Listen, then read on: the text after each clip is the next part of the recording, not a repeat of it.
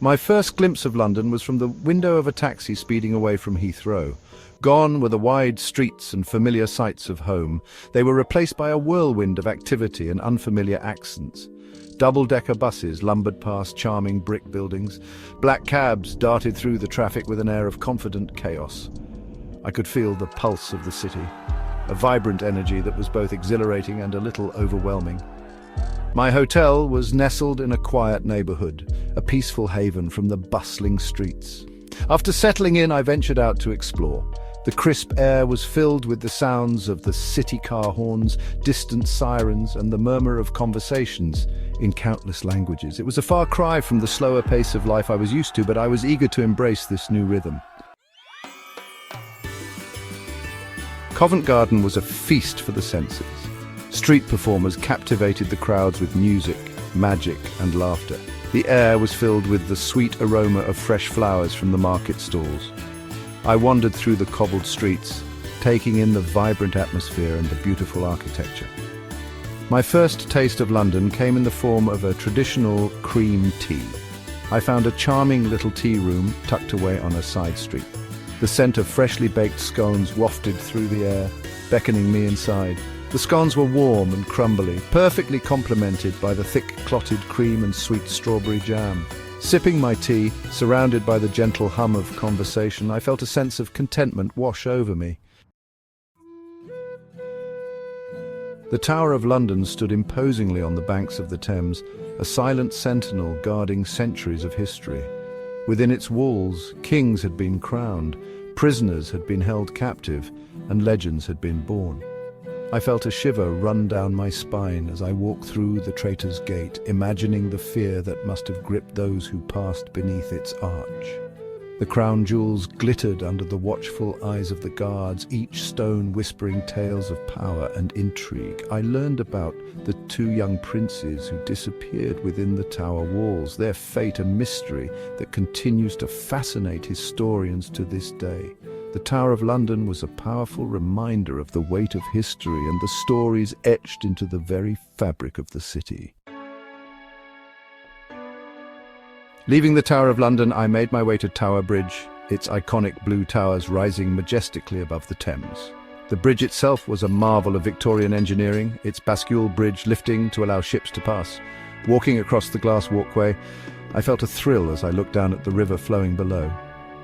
The South Bank was a vibrant stretch of the riverfront, home to street performers, food stalls, and the imposing structure of the London Eye. I joined the queue for the giant Ferris wheel, eager to experience the city from a different perspective. As the capsule slowly rotated, London unfolded beneath me like a map. I could see landmarks stretching out in every direction, from the Houses of Parliament to St. Paul's Cathedral. It was a breathtaking panorama that captured the grandeur and scale of the city. A feast for the senses, Borough Market and Westminster Abbey. Borough Market was a sensory overload in the best possible way. The air was thick with the smells of fresh bread, exotic spices, and sizzling street food. I wandered through the stalls, sampling everything from artisan cheeses to freshly shucked oysters.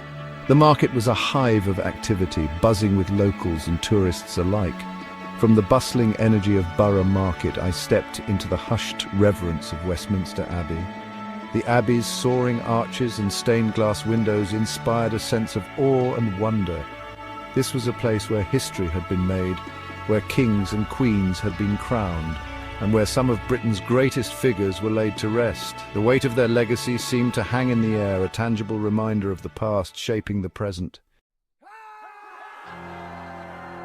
Trafalgar Square was a hub of activity, a place where locals and tourists converged.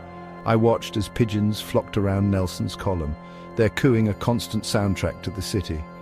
Street performers entertained the crowds, their music adding to the lively atmosphere. As the sun began to set, the square took on a magical quality. The sky blazed with colour, casting long shadows across the fountains and statues. As night fell, I joined a Jack the Ripper tour, eager to delve into the dark underbelly of Victorian London. We walked through the cobbled streets of Whitechapel, the guide's voice painting a chilling picture of the terror that had gripped the city over a century ago. Standing in the very spots where the murders had taken place, I felt a shiver run down my spine. The tour was a reminder that even in a city as vibrant as London, darkness lurked in the shadows.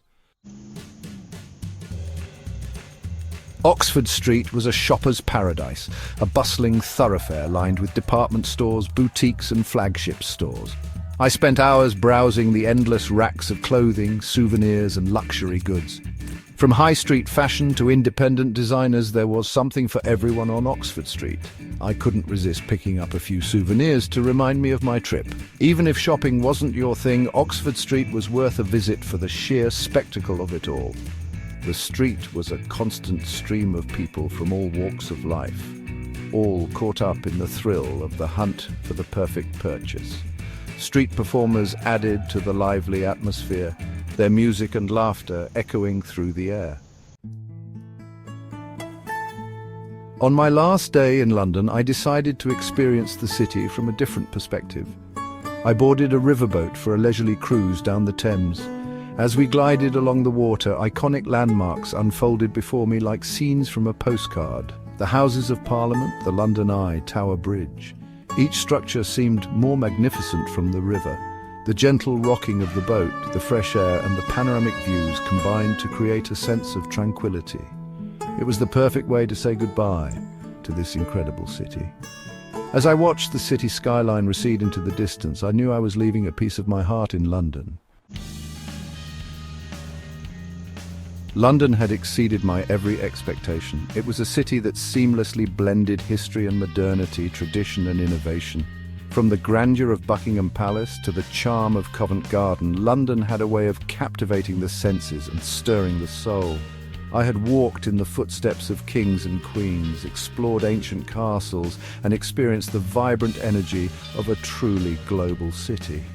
More than just sightseeing, I had tasted the flavours of London, from the savoury pies of Borough Market to the sweet indulgence of cream tea.